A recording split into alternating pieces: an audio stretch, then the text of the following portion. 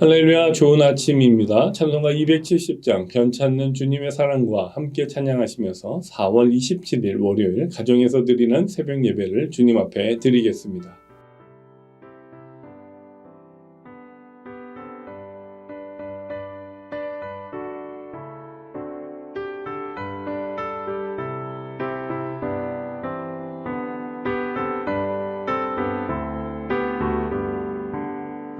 변찮는 주님의 사랑과 거룩한 보혈의 공로를 우리 다 찬양을 합시다. 주님을 만나볼 때까지 예수는 우리를 깨끗게 하시는 주시니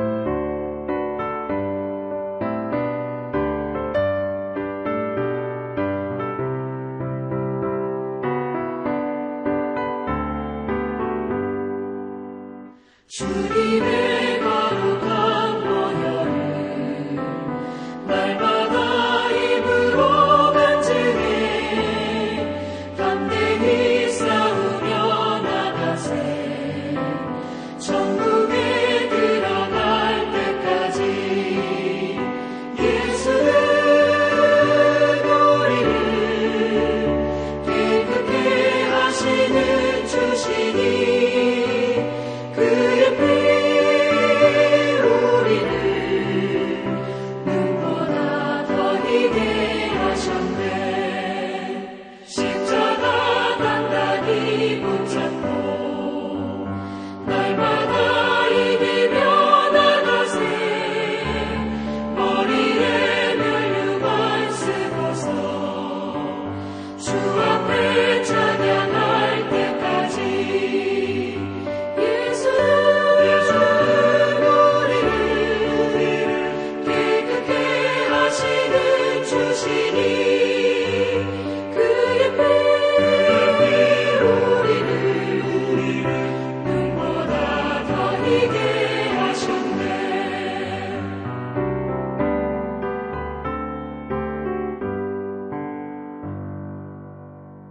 함께 기도하시겠습니다. 참 좋으신 하나님 감사합니다.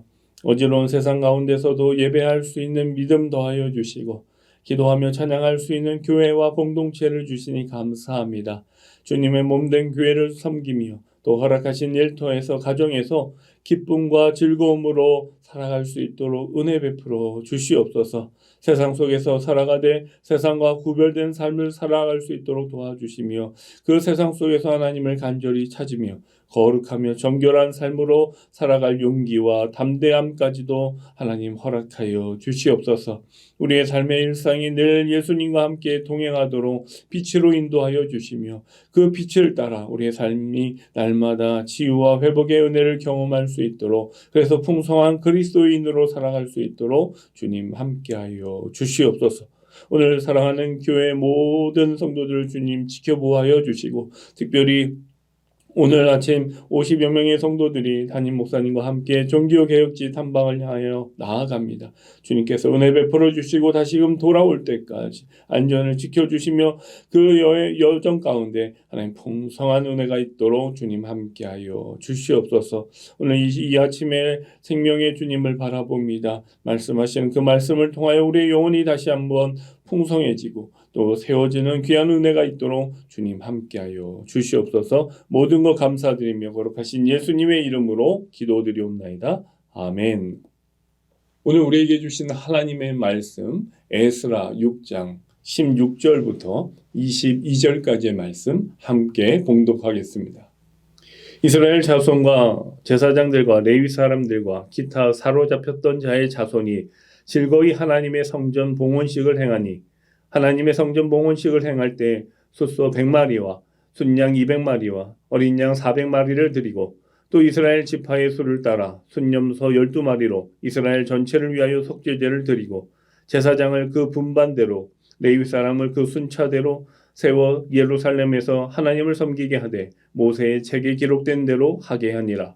사로잡혔던 자의 자손이 첫째 달 14일에 유월절을 지키되 제사장들과 레위 사람들이 일제히 몸을 정결하게 하여 다 정결하며 사로잡혔던 자들의 모든 자손과 자기 형제 제사장들과 자기를 위하여 유월절 양을 잡으니 사로잡혔다가 돌아온 이스라엘 자손과 자기 땅에 사는 이방 사람의 더러운 것으로부터 스스로를 구별한 모든 이스라엘 사람들에게 속하여 이스라엘의 하나님 여호와를 찾는 자들이 다 먹고 즐거움으로 이레 동안 무교절을 지켰으니 이는 여호와께서 그들을 즐겁게 하시고 또 아수르 왕의 마음을 그들에게로 돌려 이스라엘의 하나님이신 하나님의 성전 건축하는 손을 힘있게 하도록 하셨음이었더라. 아멘. 하나님의 인도하신 가운데 이스라엘 자손들은 그토록 열망했던 성전 봉헌을 할 수 있게 됩니다. 돌아온 이스라엘은 폐허가 된 땅 바로 그 절망 속에서 성전 재건의 감격이 어떠했는지를 오늘 본문을 통해 우리에게 증언하고 있는데요. 15절 말씀에 보면 마침내 다리오 왕 6년 아달월 3일이 성전의 일이 끝나게 된 것을 우리에게 말씀하십니다. 성전 건축을 시작했다가 중단되고 대략 15년에서 16년간 방치되어 있다가 다리오 왕 통치 2년에 다시 시작하여서 통치 6년까지 4년 만에 완공하게 된 것입니다.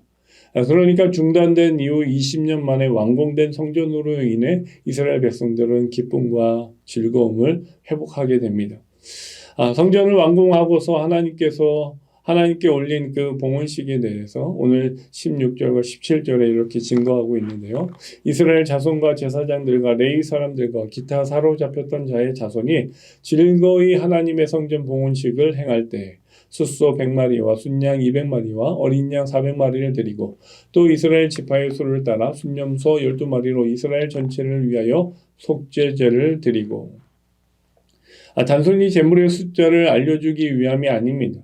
사실 솔로몬이 성전을 건축한 뒤에 성전 낙헌식, 봉헌식을 행할 때 바친 제물의 숫자에 비하면 오늘 봉헌식은 그 규모 면에서 너무나 부족하고 초라하다는 것을 알 수 있게 됩니다.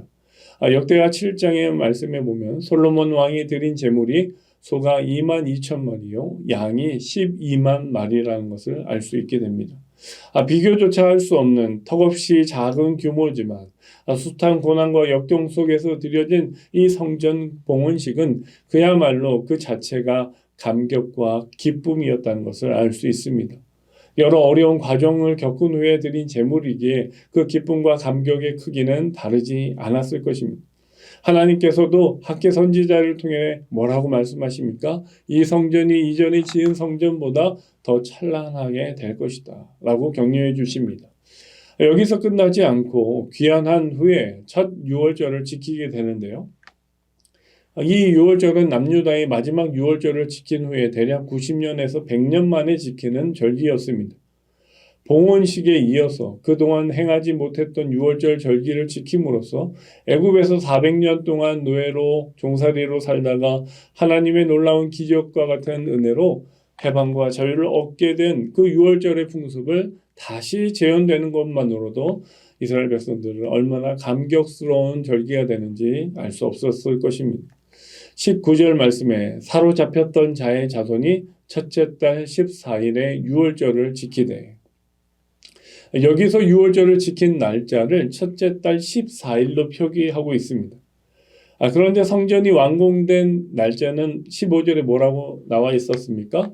아달월 3일이라고 표기되어 있습니다.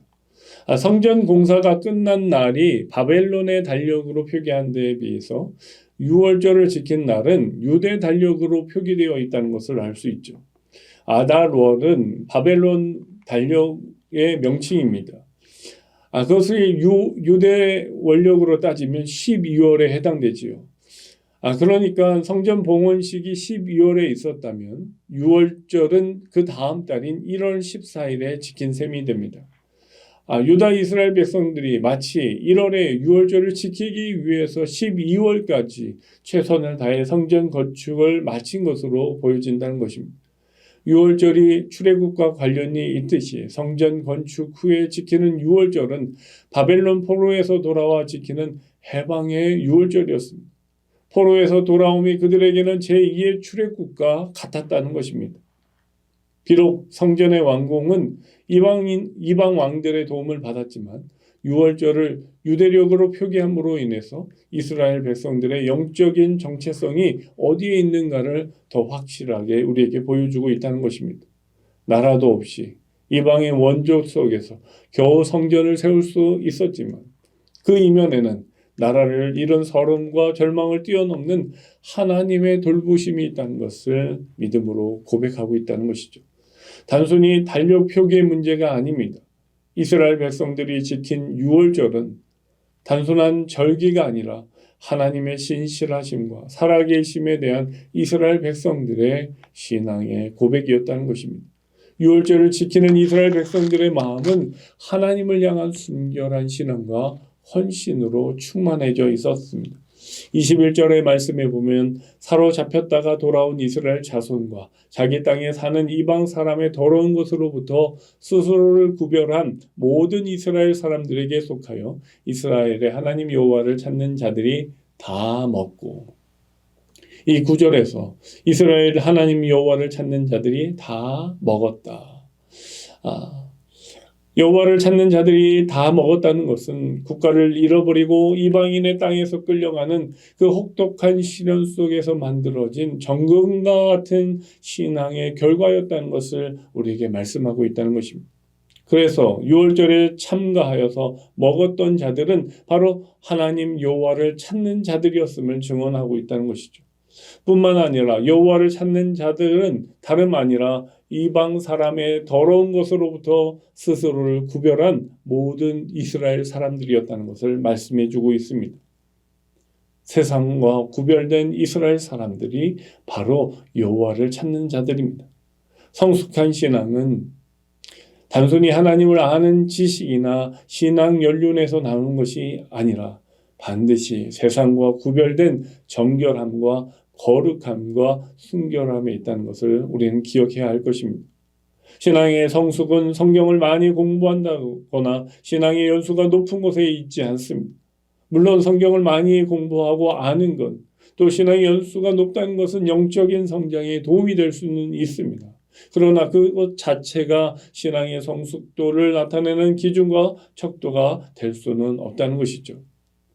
신앙의 성숙은 우리가 얼마나 순결해진 것에 달려 있습니다. 세상에 물들지 않고 하나님을 닮아가는 것에 있다는 것이죠.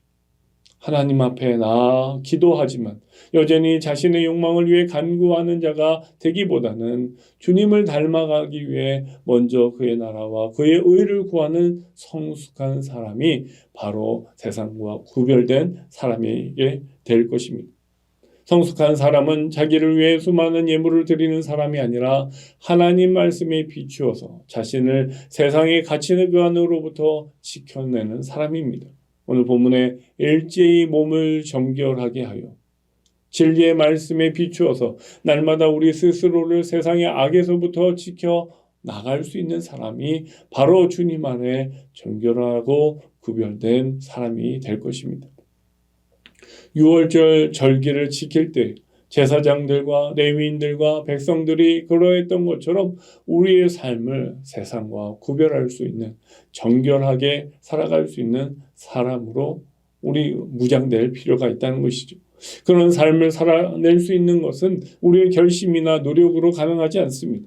날마다 하나님의 말씀에 비추어서 순종하고 그 말씀을 향해 나아갈 때 우리의 삶이, 정결한 삶이 가능하게 될 줄 믿습니다.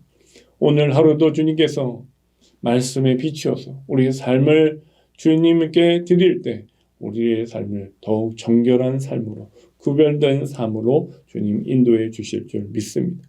22절 말씀에 이스라엘의 하나님이신 하나님의 성전 건축하는 손을 힘있게 하도록 하셨다 말씀하고 계십니다.